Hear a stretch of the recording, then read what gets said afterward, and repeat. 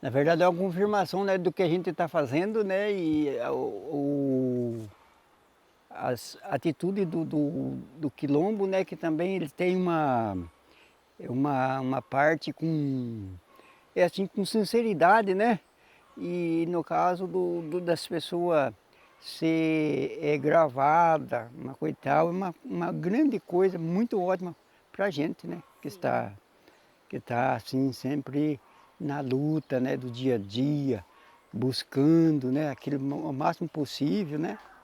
Então, é, é que no modo que estamos falando, né, que a Marisaura está falando sobre a remanescência que veio de lá para cá, né, do, do, do velho Joaquim de Ponte, depois veio os filhos dele que ele deixou implantado, que foi o Pedro de Ponte, né? Pedro de Ponte já era Era neto dele, neto né? dele. O meu avô também, Belarmino de Ponte, já era neto dele também, do velho Joaquim de Ponte, né? Que ele, na verdade, ele fugiu de uma escravidão que estava um pouco muito. eh, Essa escravidão deve estar assim muito prejudicativa para eles, né? Aquele que é mais esperto já for saindo, né? E aí, no caso dessa descendência, veio hoje um sofrimentinho até de muito tempo. Hoje está facilitado, porque aí vieram aqui e não tinha como se destacar uma melhoridade, né? Que tinha esse rio aqui, na verdade era na canoa, esse rio ficava, enchia muito, a pessoa tinha umas canoas aí e era obrigada a vir de lá para cá para trabalhar, para a gente manter os pais, a gente manter a gente, né, na roça, sempre na roça, perdendo, ganhando, mais perdendo do que ganhando. Mas aí no caso dessas percas, de uma maneira ou de outra, esses mais velhos criou elas, né? Que foi uma forma muito, um sonho, né? Para esses nossos pais também, sofrido, que eu tinha um pai meu pai já morreu com quase 100 anos. A minha mãe morreu com 70, né? Mas isso, eu fiquei sem pai já desde 68 que ele morreu. Morreu em 68, né? E a minha mãe já morreu em 90. Praticamente a gente ficou um pouco vivendo como podia, né? Mas aí hoje está mais fácil as coisas, pelo que teve, a gente já, a nossa refeição era de qualquer maneira, né? Tinha essas coisas assim mais pura, né? No caso. Tinha um plantio de mandioca, um arroz, feijão, o milho, banha de porco caipira aí no chiqueiro. E era assim, E sempre foi uma alimentação saudável, então. saudável. Que vocês plantavam, Pra- colhiam É, e esse alimento ia para a mesa de vocês. para nossa mesa a mesma coisa. E hoje em dia também continua sendo assim? Sempre nós temos muita coisa plantada. Plantamos, não assim um excesso, mas planta um pouquinho, né?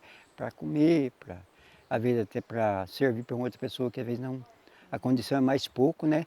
Porque dentro de um bairro igual aqui, que é pequeno, mas tem muitas pessoas que não aguentam mais nada, fazer nada. Então a gente tiver alguma coisa, uma verdura, uma coisa, a gente divide alguma coisa com eles, né? Que nós também compramos de armazém, né? Vivemos a maioria no armazém. Mas tem coisa que a gente planta para sair, que é alimento, que tem uns alimentos de comércio, né? Que nem as verduras, que se a gente não pode segurar, né? Ele é perecível. Isso a gente vende, mas o arroz, o feijão que a gente planta, milho, só para o custeio de casa. É. E, mas profundamente também melhorou através né? De hoje está assim, qualquer um deles tem um carro para andar, tem aí, facilitou as travessias, que tem essa passarela, tem várias, né? E Casa, né? é casa. mais casa aqui.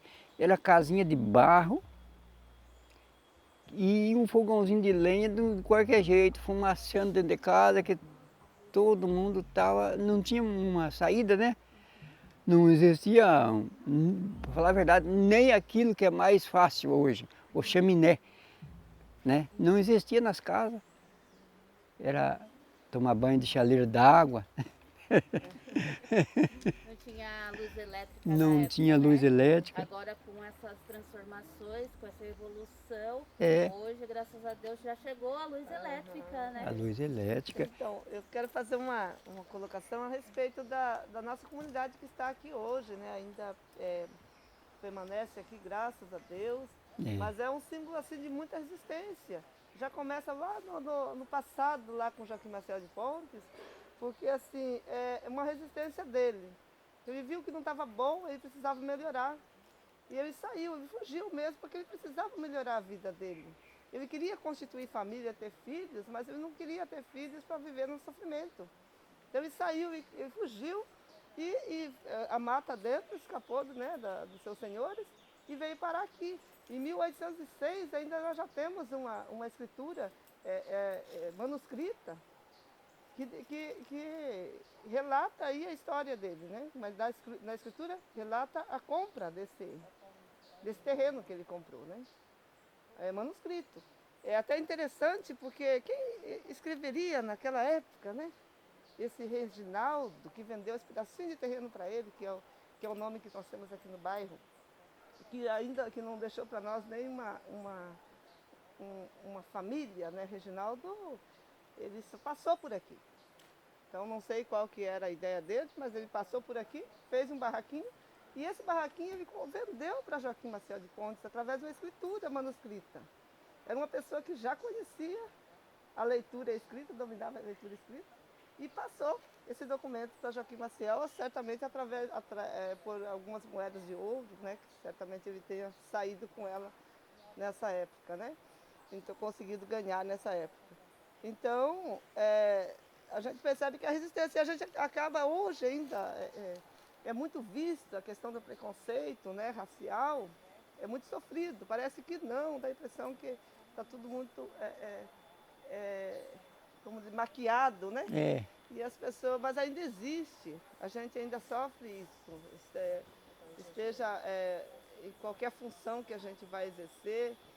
Eu não diria que sofre, mas que a gente recebe. A gente, eu digo que não sofre porque, vamos dizer que a gente esteja mais preparado hoje para enfrentar esse tipo de coisa, acaba não sendo mais um sofrimento, né? Então acaba não sendo, só que a gente reconhece que ainda tem. Então, Joaquim Marcel de Pontes veio em 1806, a abolição foi em 1822, então na verdade ele estava há 16 anos anterior, então já é uma resistência que vem. E muitas vezes a estar aqui, toda essa evolução que nós passamos, o compadito, por exemplo, nunca morou fora. Nasceu aqui, se criou aqui, na roça, nunca morou fora. Eu fiquei 10 anos fora e voltei. Nasci aqui também, me criei aqui, fiquei 10 anos fora, né, porque me formei e fui trabalhar porque não tinha serviço aqui para mim no momento. Aí retornei, quando eu tive a oportunidade de vir para a remoção, eu retornei para cá, porque aqui é o meu lugar, né? Mas muitos dos nossos familiares nunca foram embora daqui. não, De uma certa forma, é uma luta e de uma certa resistência, porque as coisas foram acontecendo e foram melhorando. Antes que nós tínhamos apenas uma canoa para fazer nosso trajeto, levar, nossa, eu digo assim, dos nossos antepassados, que eu não vivi isso, mas fazer venda de porcos, transportar porcos, arroz, feijão para vender em troca de outros materiais que não se produzia aqui, como sal a querosene e a aqui. querosene. Então, esse foi um momento muito difícil.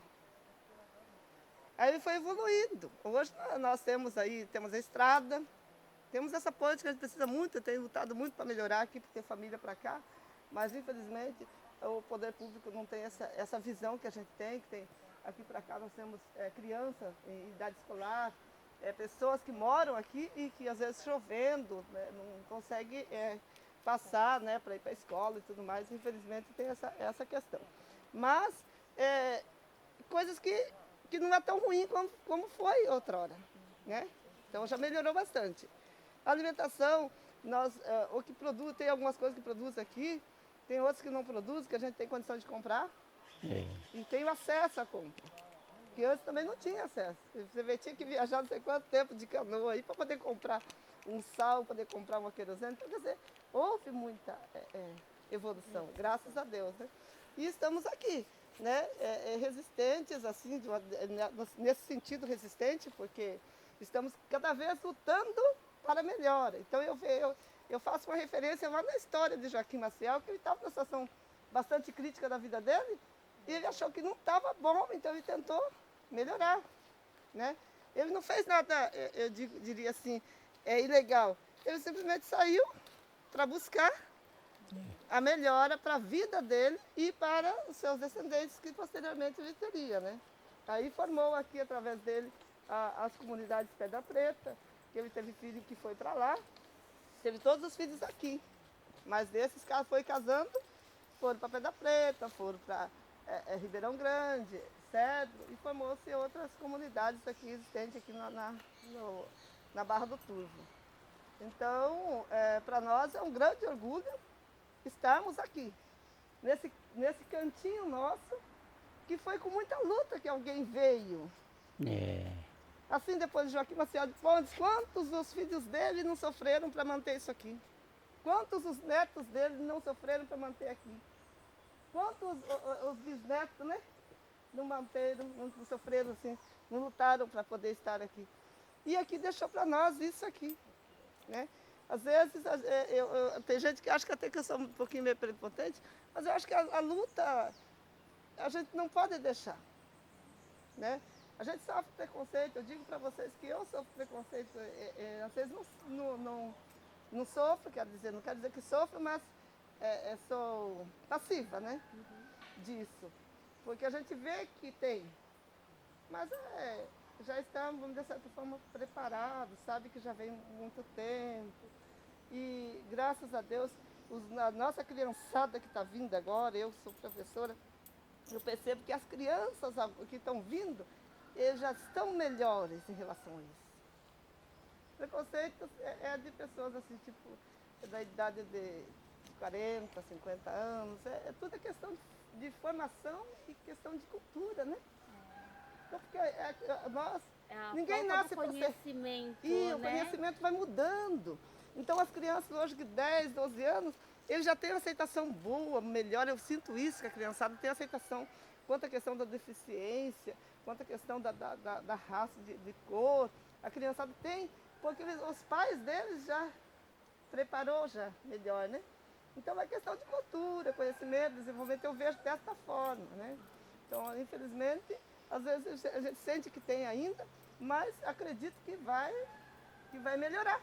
Então, os nossos filhos, quem sabe lá na frente, já talvez nem sinta nem sinta isso mais, né? Quem sabe, né? É esse legado que você está deixando para as próximas gerações. É. Ter orgulho de serem quilombolas, de serem negros. Isso. Porque a gente tem que assumir esse papel de ter esse orgulho, de conhecer, né? Para a gente se orgulhar de alguma coisa, a gente tem que conhecer. Então, conhecendo a nossa história, a gente pode se orgulhar dela.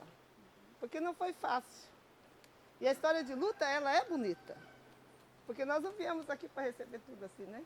A gente precisa lutar para conseguir, para conquistar. E aí, se você tem essa história, você reconhece, você vai se orgulhar dela. Então eu digo que as crianças têm que conhecer sim, qual foi conhecer a sua árvore genealógica, vir lá, né? Poder identificar quem foi, né?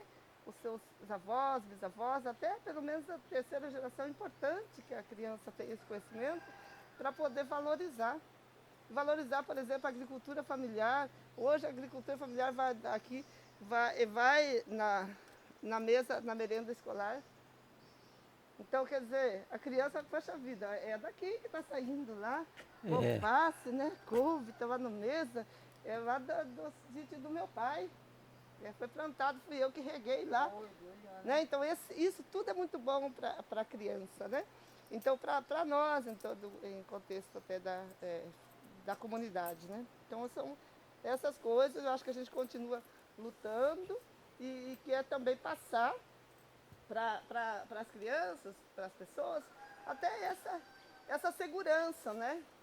Que a gente precisa ter, porque infelizmente quando a pessoa sofre qualquer preconceito, é que na verdade a pessoa não está preparada para combatê-lo, né? Para enfrentá-lo, né? Então a gente tem que preparar isso, porque enquanto tiver o preconceito, a gente tem que estar forte para enfrentar, né?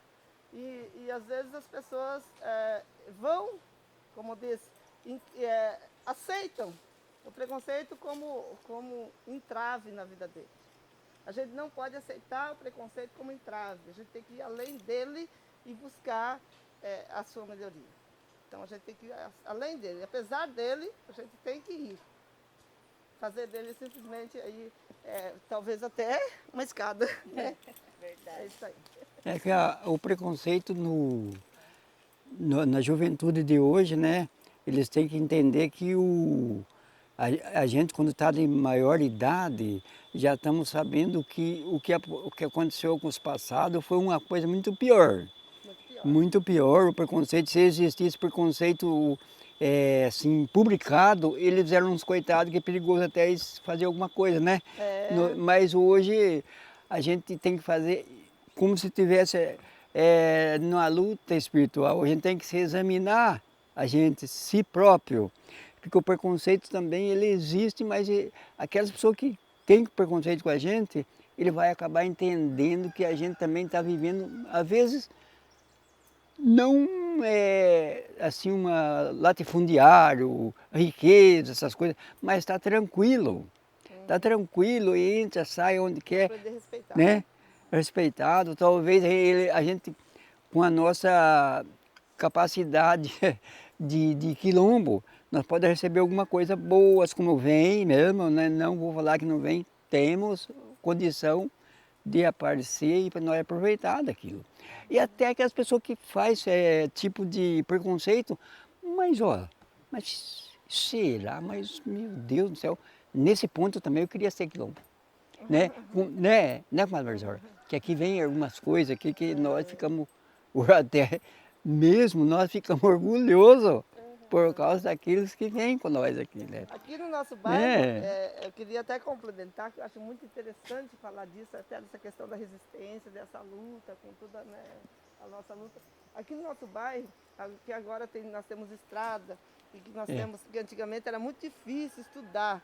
Estudar, por exemplo, eu sou da família de nove irmãos. Então, três dos nove, entre eu e mais dois, é que terminamos o ensino médio. Então os outros não terminaram. Porque na época era difícil, porque não tinha condução para ir para a escola, terminou a quarta série, parou, não tem mais, não tinha condução. Aí quando as coisas melhoraram, eu sou porque sou da mais nova. Então quando as coisas melhoraram, eu já tinha casado, tinha filhos, então daí já as coisas ficam mais difíceis, né? Então tem essa questão. E agora dos nossos aqui, nós temos aqui sobrinhos que são enfermeiros formados, né? Eu sou professora e meu filho é um tenente, né? E o outro já terminou, já passou na polícia, no concurso da polícia. Então temos enfermeiro, temos médico por aqui. Nós temos muitos profissionais, né, aqui no nosso bairro. Então profissionais formados, que eu não estou lembrando aqui outras funções, mas nós temos aqui. E são nossos, pessoal da nossa gente. Às vezes tem uns que não estão aqui, mas que estão fora, que estão formados, estão advogados, né? Você tem uma sobrinha afilhada. que aqui andava por aqui na beira do rio, uma afilhada, né? Que se criou junto com nós aqui, é uma advogada. Temos outros advogados do nosso quilombo, da nossa história aqui. Eu digo daqui, sem falar, Pedra Preta, que certamente tem, Ribeirão Grande, certo? Que são tudo descendência aí dessa resistência de Joaquim Maciel de Pontes, né? É verdade. Então são tudo descendências que foram à luta. Foi fácil? Certamente não foi, porque para mim não foi. Né? Mas também eles foram firmes, foram resistentes e foram à luta. Os pais foram à luta, porque os pais, quando a gente estuda, o pai da gente ele é a base, né? É ele que sustenta ali para você ir correr atrás de estudar, é ele que te dá força, né? quando a gente às vezes vinha chorando por causa de algum tipo de preconceito, muitas das vezes, até pelas nossas vestes, né? E pelas nossas roupas, pelo nosso cabelo. Quem que acolhia, né? A mãe, o pai? Não, filho, vamos vai forte, lá vai firme que você vai vencer. Então é isso muito bom. A base, né? A base familiar é muito bom. Então, uma coisa que a gente que criou-se aqui, nós tivemos aqui e que a gente mantém e que a gente quer fazer também para os filhos da gente, é a mesma coisa, ser a base, né? A gente, para melhoria, né? Para todo mundo dar certo. Então essa, para nós, hoje, nós somos orgulhosos de fazer parte dessa história. Né? Um legado que vocês vão passando para geração e gerações. E melhorando, evolução. Graças a Deus, evolução, a gente está evoluindo, né?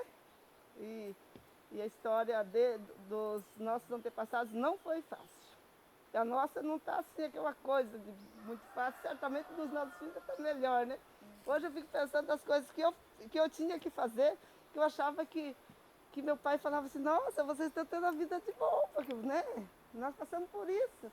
Hoje, às vezes, eu penso de fritar um ovo para o meu filho, não é mistura, não é carne, né? É. Então, na época era difícil, né? A gente tinha mais dificuldade.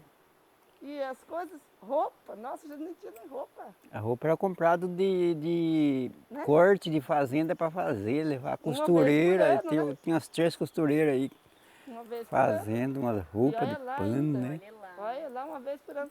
Agora a criançada não quer repetir roupa, né? Graças a Deus, a evolução está aí, nós estamos aqui para lutar. O que a gente não pode perder é a base nossa, é o respeito, né?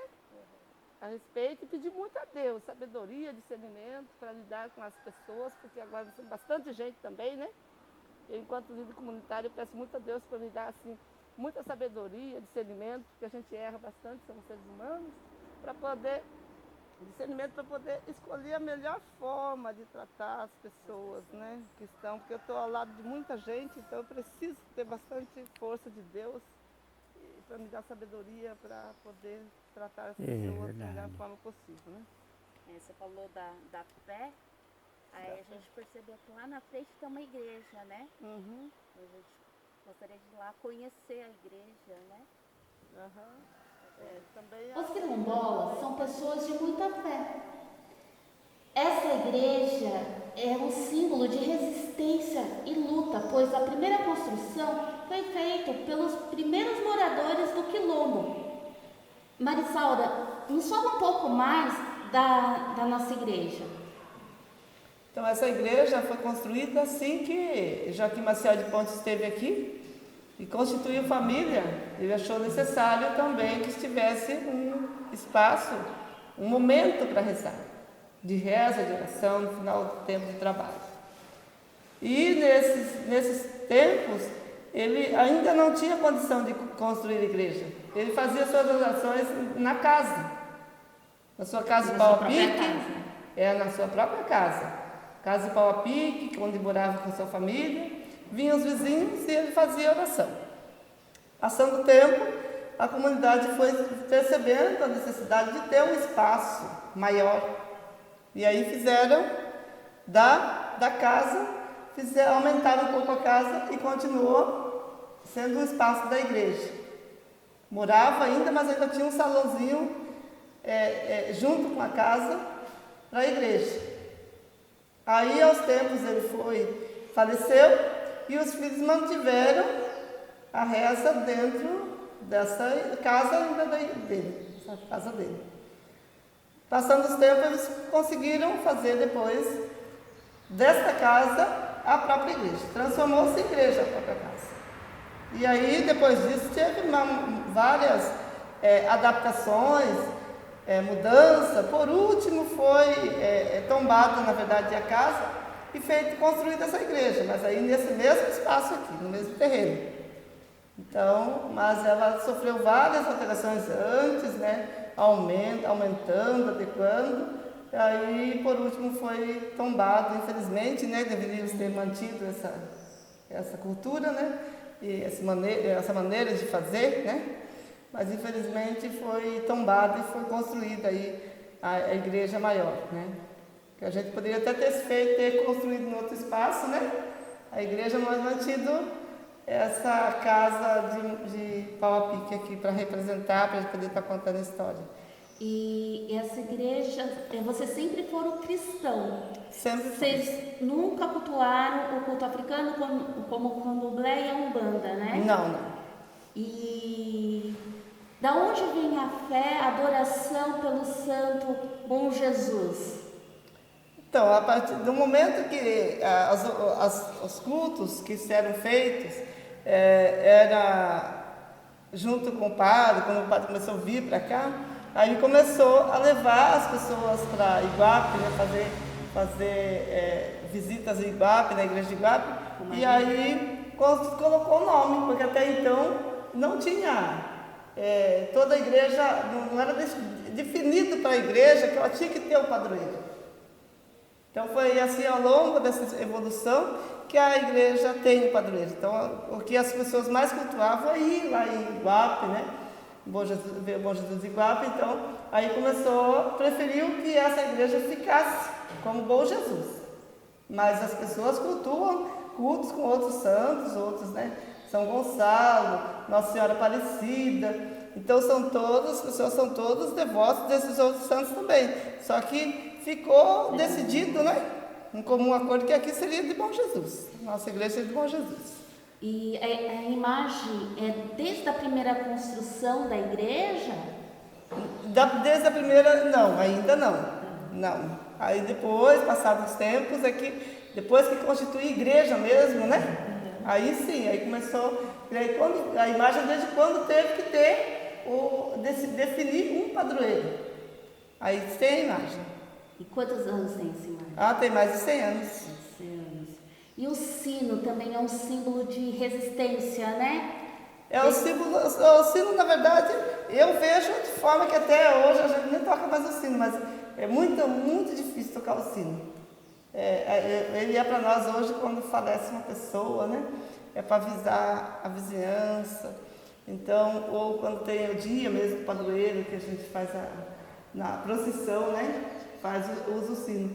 Pouco se usa agora, mas antes era tudo para chamar para a hora do culto. Todo domingo lá do culto tocava o sino. Tocava o sino porque ia começar a reza. Agora só toca o sino quando são nessas datas mais especiais, né? Datas para informar um falecimento, data da comemoração do padroeiro, seria então, isso. o sino, na verdade, é uma forma de alertar que alguma coisa está acontecendo, né? Aqui para nós, ela está sentindo, está com esse efeito hoje, mas antes era sempre, todas as orações, antes de começar, tocava o sino.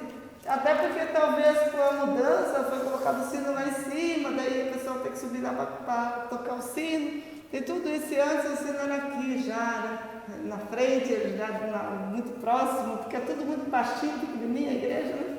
Era mais fácil. E hoje, como que vocês fazem? Vocês estão rezando terço?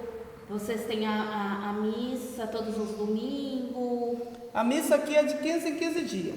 O terço, no mês de Maria, que é o mês de maio, a gente reza o terço todos os dias.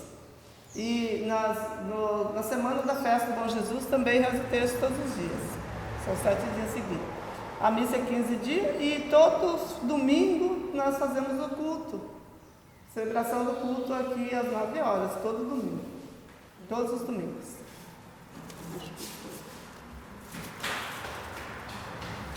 Corta aí, Richard. Então, quanto à questão de outras imagens, Nossa Senhora Aparecida, as pessoas costumam até hoje fazer promessa, né? Fazem promessa para resolver, de repente, uma situação de doença, uma situação, qualquer tipo de coisa que a pessoa tem. Às vezes elas fazem uma promessa e costuma-se muito fazer promessa da mesa dos anjos, que é colocar as crianças menores de 7 anos para sentar numa roda e comer, se alimentar, fazer o almoço com essas crianças, enquanto os adultos rezam o terço.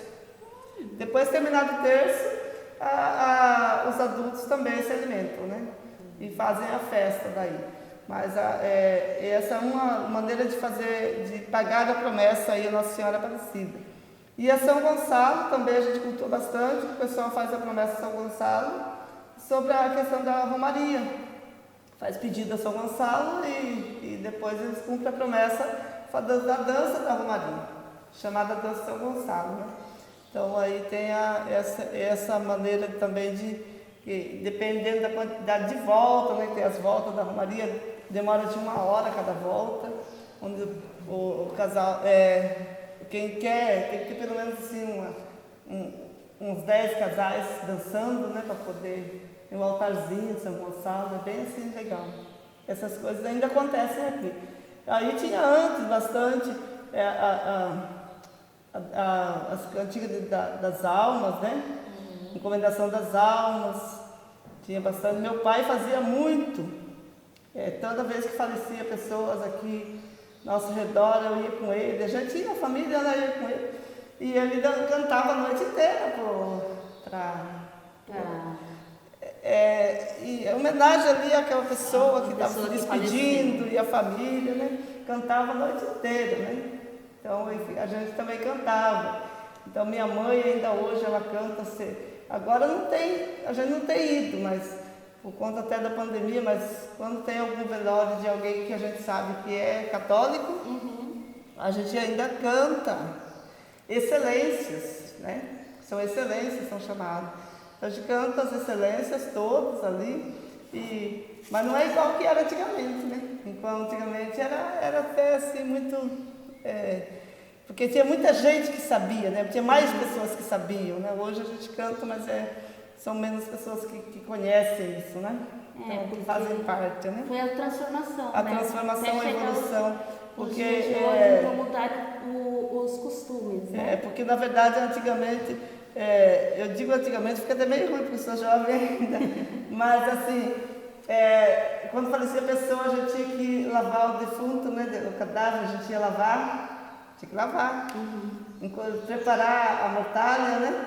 Costurar toda a mortalha, o cordão para pôr na cintura, costurava toda a mortalha. Durante a noite do velório, fazia seu caixão, que o meu tio fazia, o Padrinho Júlio fazia o caixão, cortava serrava a madeira à noite, ficava fazendo o caixão a noite toda. E as mulheres costurando a mortalha, né, com aquele vestidão. Costurava a noite inteira, fazia o cordão de linha, cordão assim, tudo de linha. Nossa. Fazia aquele cordão, lavava o defunto. Eu me lembro que uma vez, eu tinha 14 anos, eu fui no Barreiro com o papai, me chamaram ele para rezar com uma senhorinha que tinha morrido, sabe? Dona Alice. Aí cheguei lá, não tinha ninguém, isso faz, quer dizer, bem mais recente, né? Não tinha ninguém que tivesse coragem de ajudar a outra senhora a lavar o defunto. E precisava que ela lavasse, né? Para poder fazer o culto, fazer a reza. Aí eu fui e segurei a mulherzinha, sabe, do corpo, falei para a mulher lavar. Isso com 14 anos. Com 14 anos.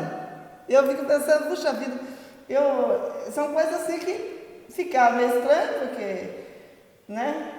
Eu, 14 anos, na época, eu era considerada criança, mas eu fui e segurei o corpinho assim para a mulher, que era uma mulherzinha bem pequenininha. Aí a outra, a dona Lisionora, ela lavou o corpo. E ela já não tinha lavado, né, porque não tinha quem segurasse para lavar. Quem não ajudasse, né? Daí eu fui lá, para rezar o terço, né? Aí ela lavou, vestindo roupa na mulherzinha. Aí colocamos lá. Daí começou o terço, começou as cantigas e começou a mortalha, já estava o pessoal fazendo, os cordões já estavam, mas assim, eu nunca tive medo assim, de defunto, né? Eu acho que morreu.